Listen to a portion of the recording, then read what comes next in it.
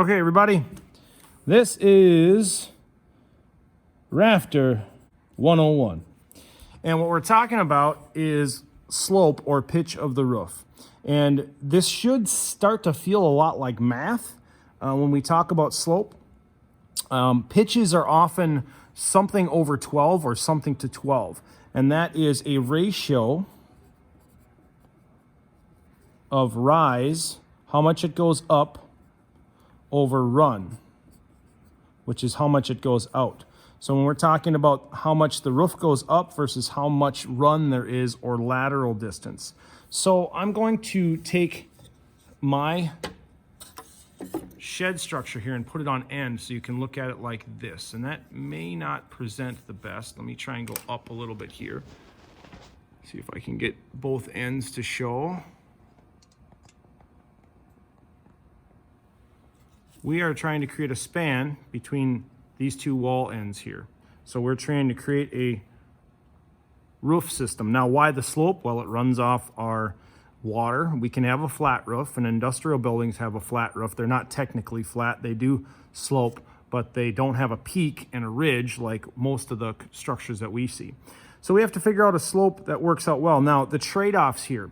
The steeper the slope we go, the better that water runs off of it and snow, and the better load it can support as well. The trade-off is we have a lot more surface area here for our hypotenuse length, which means we have more material costs the steeper we go, and it's harder to make it. Once we go over a 12-12 or 12 up over 12 over 45 degree pitch, it's harder to work on, harder to shingle or roof. You have to have supports or braces. It just goes slower, and there's more material in overall in that. So a flatter roof is usually a less expensive roof, less slope or less pitch.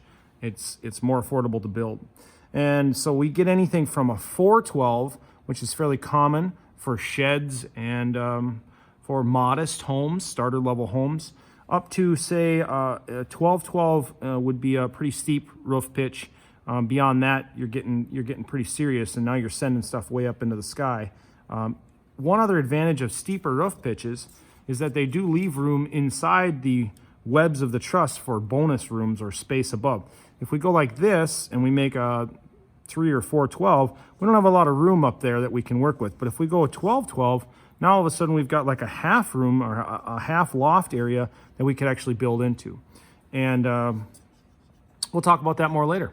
But let's do a little bit of rise over run calculation here. So what I've done is I've taken my top plates and I've drawn a cross section here of my top plates. And just to bring this back one more time, this doesn't quite match up, but these are I would have my top plates here that my truss is going to rest on, that my rafter is going to rest on. So if you can imagine, the wall then would run down this way. This would be a wall stud. Running down like this. And I've got my back wall plate going across here as well. I have my total span here of 8 inches. Now I'm drawing this on graph paper, and if you want to draw it on graph paper, then you're going to just need to count squares. And the reason is, when these printed off, unfortunately they didn't print to a 100% of their actual size.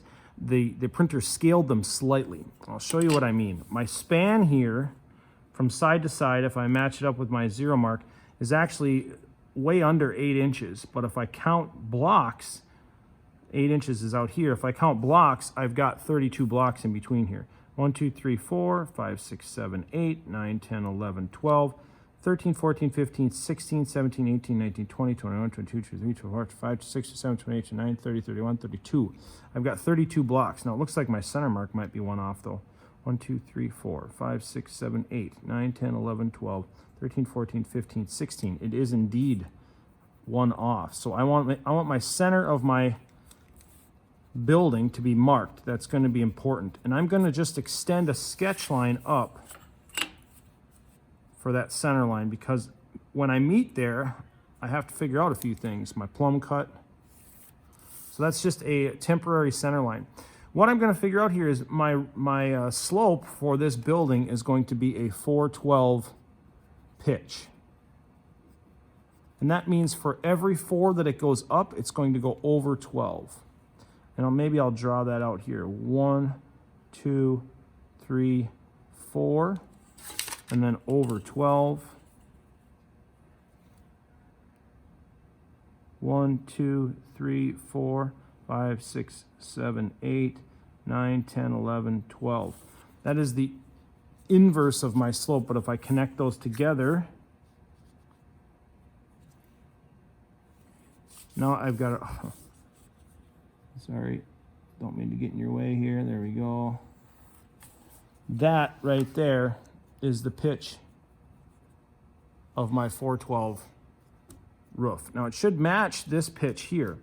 And an easy way for me to figure this out on paper using these blocks is to just to break down this ratio a little bit more. I could count the 412 up and over, or I could break it down to a smaller ratio, which would be a 1 to 3. And that's the same. This is equal to, okay? So if I start from the inside heel of my top plate, which is where that rafter is going to meet, and then I need to figure out what angle is it going to project to meet in the middle here. I can start from this point right here. I can count over 3, because that's my run, 1, 2, 3, and up 1. Or I could go up 1, which is my rise, and over 1, 2, 3.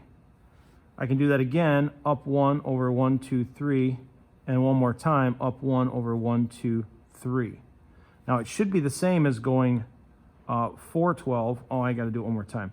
Up 1 over 1, 2, 3. I've got a continuous line here. If I go up 1, 2, 3, 4, and over 1, 2, 3, 4, 5, 6, 7, 8, 9, 10, 11, 12, I have the same thing as my 1, 3. From there, I can connect my dots and create the inside or bottom length of that rafter. Now, I've got a plumb cut here, which means I've got a vertical cut where this other board's going to meet, and that is going to be, I have to figure out the thickness of the board this way. And on paper or in real life, the thickness of the material, if I match this up, if I was drawing this real life scale, then it would be something like this. And you can see I would have a plumb cut that I have to make on this board. And then I'm going to have a bird's mouth or a seat cut down here that I have to make. Now this board is not actually long enough to cover the way I would like it to, so I'll have to grab a little bit longer board. I could do something like this. And I could actually match these up, mark the top and bottom here. That's my vertical or plumb cut. I can mark the bottom of the seat here where it meets, and then I would have to make a 90-degree cut across here, or not a 90-degree, I'd have to make a horizontal cut, and then the final cut would be my tail, which would be a vertical. And we're going to use the speed square to do that, and I got to get set up to do that. Okay, so I want to show you something cool with the speed square here. This is something we saw in the video, and that is if you want to calculate your plumb cut. I'm talking to the camera. Oh, if you want to figure out your plumb cut, you can do that by creating a pivot point here, and then if we rotate this, if we can extend this line out to our 4, we can see where our plumb cut is. Now I can't see here because the board's too short. If I slide down to where it meets my bottom plate and I create my pivot there, I can see where my 412 would line up, and that's going to create a plumb cut. Where would I use this out here? Well, I would extend this beyond a certain distance wherever I wanted my rafter tail to end, and then I could create a plumb cut. So I would line up on my 4 here for my 412 common pitch, and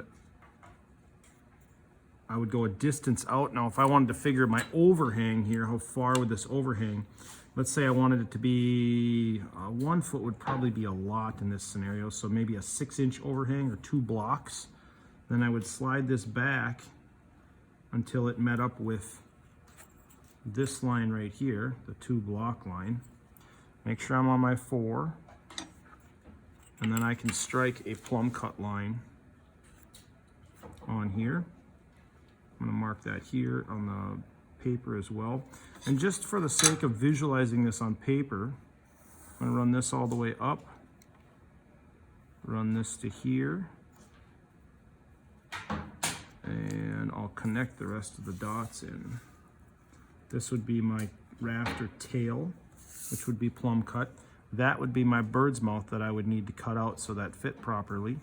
And then this would be my plumb cut on the other end. Now to do my plumb cut on the other end, just to show you that that can be done, you have to flip the speed square around enough times to figure out, okay, where can I set my pivot point where I want my cut, and then rotate this so I can see my rafter pitch.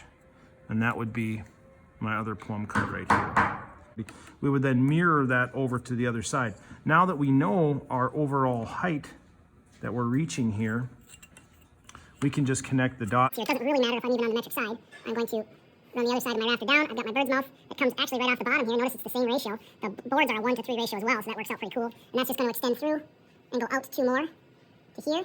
I'll have my vertical, which happens to go up to, if I bring this all the way across, it goes up to right here. No, it doesn't. It goes up to right here. I said it didn't look quite deep enough. That's my rafter tail for my fascia, and then I'm going to connect this together. Now, we haven't made a triangle yet, and one of the things I have to tell you is the triangle is the strongest man-made shape, and we have to connect these together. If I just had these 2 cords like this, they would be under a lot of load, and they would actually, if we have a downward force here from gravity, from the weight of the material, from snow, that's pushing down, and it's going to push these walls out. So the top is creating a force that if we tie the bottom together, we can create a member, or a member in tension, a tenon across the bottom, what's called a bottom chord. And that bottom chord could look like this. It could be a full board that we cut out and lap, or we could just take a smaller piece and we could lap it like this at any point. There's diminishing returns. The smaller we make this as we go up, the less strength it has. The bigger the triangle we can make, the stronger, but of course that's more material across the bottom and more expensive. We also have to figure that there's not as much headroom as we go through here, so we can actually raise the roof in order to get clearance or walking height in here. So there's trade-offs either way. The other thing to consider is if we did a full bottom chord, well, now we're starting to get a little bit of that bonus space in here. So maybe we want to store some cross-country skis up here, or some extra linear material that would shove up in there, because we're going to start to have room. So what did we do on our other one? We just had basically a very simple plate that tied this together. It wasn't much at all. We'd probably split the difference here. And what I would say is maybe if you used a 4-foot board, so if we went off of our centers and we went down and counted out, 1, 2, 3, 4 would be 1 foot, 1, 2, 3, 4 would be 2 feet. That would reach to the bottom there. So let's say from right here over, and then we'll go the same distance the other way, 1, 2, 3, 4, 1, 2, 3, 4, reaches to right here. And that's what we're going to connect our board in and make that square. So I will draw that like this. And our board's going to go up 3 squares. 1, 2, 3.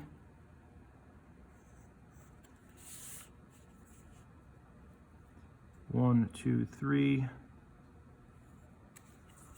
And then across.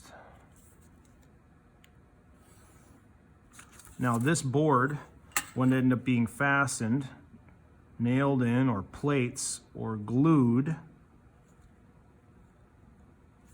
to the top cords of the truss or our rafters, and would fasten in. That's just one way we could do it. There's a number of other methods we can do. We could create triangulated webs in here that we would see on more complicated trusses that would add a lot of strength as well. But for the drawing, okay, we've gotten this far. And on paper, we could draw our vertical stud in. Maybe that would help with visualization. It's just going to look more balanced. There's our walls. And we're pretty much complete. We've got our rafter tails here. We would build out a number of these trusses to go across, and they would match up with the studs and be 24 on center. So for every wall stud, we would have a truss that would match and go across to the other side. 24 on center trusses would be sufficient. Would also lay out for our sheeting material on the roof. That would work out great. Okay,